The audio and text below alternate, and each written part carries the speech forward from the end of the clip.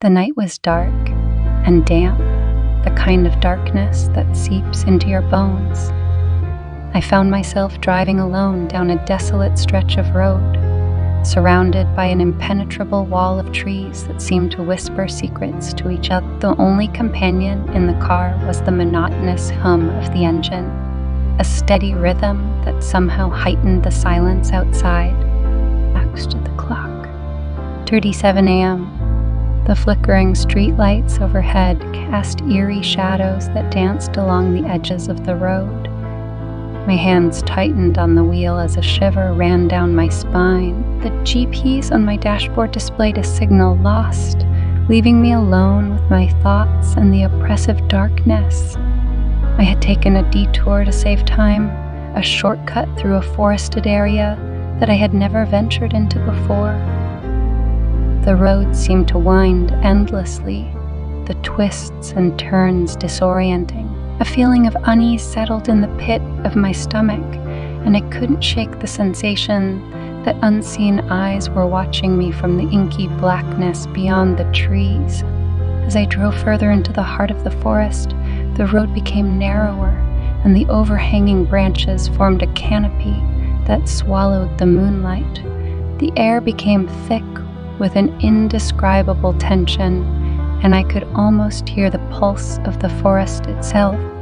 Suddenly, the headlights flickered, and the car sputtered to a stop. Panic surged through me as I tried to restart the engine, but the darkness outside seemed to press against the windows, suffocating me. I fumbled for my phone, hoping for a signal, but the screen remained stubbornly blank.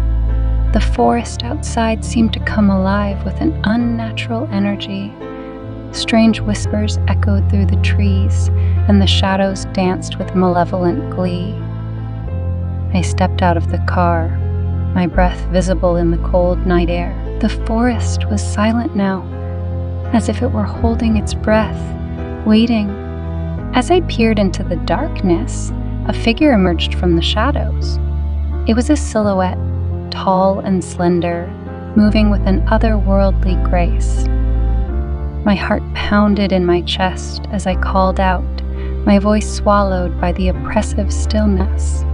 The figure drew closer, revealing an ethereal face with hollow eyes that seemed to pierce through the darkness. It spoke in a voice that sent chills down my spine, words that I couldn't comprehend, as if it were a language from another realm. A cold gust of wind rustled the leaves, and the figure vanished into the shadows. Fear gripped me, and I stumbled backward, desperate to escape the oppressive presence. I ran back to the car, but the forest seemed to twist and turn, disorienting me. Every step I took only led me deeper into the heart of the darkness.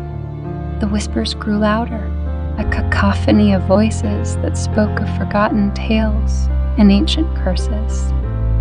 The forest seemed to close in around me, the trees reaching out with gnarled branches like skeletal fingers.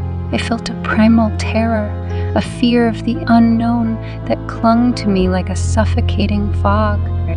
Suddenly, the car roared to life, the engine breaking the eerie silence. Without looking back, I sped away from that accursed place, leaving the haunting whispers behind.